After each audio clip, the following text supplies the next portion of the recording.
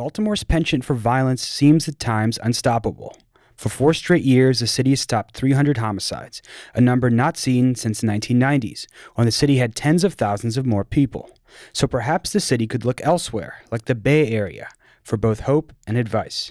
Because in several cities there, including Oakland, Richmond, and San Francisco, gun violence has dropped, despite a rise in crime in other categories.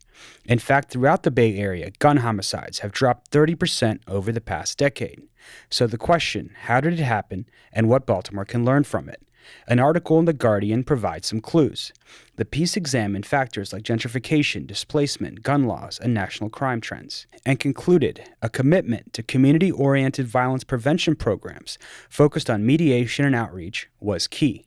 A common denominator across those efforts in a lot of these cities that I'm speaking of is the community-driven strategy, and having community folks that are indigenous to the communities that are closest to the violence to really be able to lead their efforts to stop some of these cycles. The piece cited grassroots anti-violence programs in San Francisco, Richmond, and Oakland, where another study found gun violence has been cut nearly in half since 2012.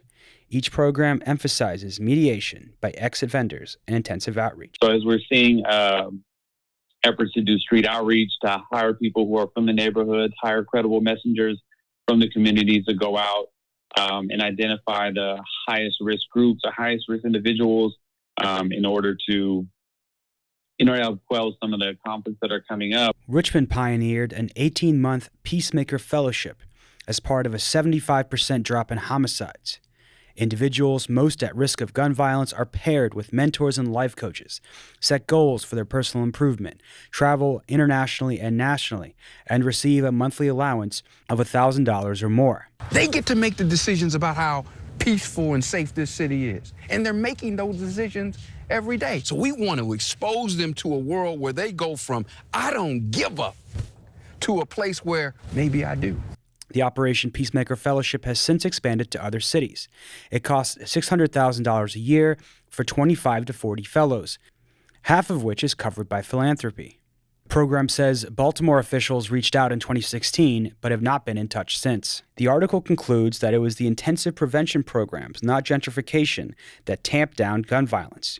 Part of the reason their analysis of crime data revealed other, less serious crime did not drop in tandem with gun violence. And on the ground, community members say inequality remains a major issue. We definitely have dealt with massive amounts of gentrification over the past 20 years.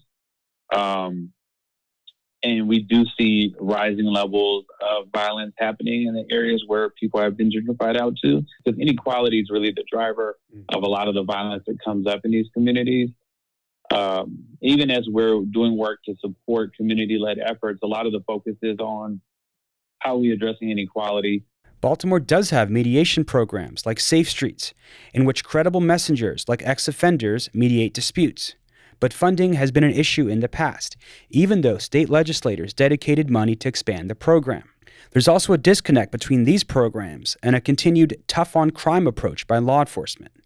Meanwhile, in the Bay Area, voters approved measures to ensure programs like this get adequate funding. It's an intriguing conclusion and perhaps an example of how programs that focus on intervention, not law enforcement, can be more effective in the long run, especially in a city like Baltimore, which has spent most per capita on police out of any comparable city, yet remains one of the most violent.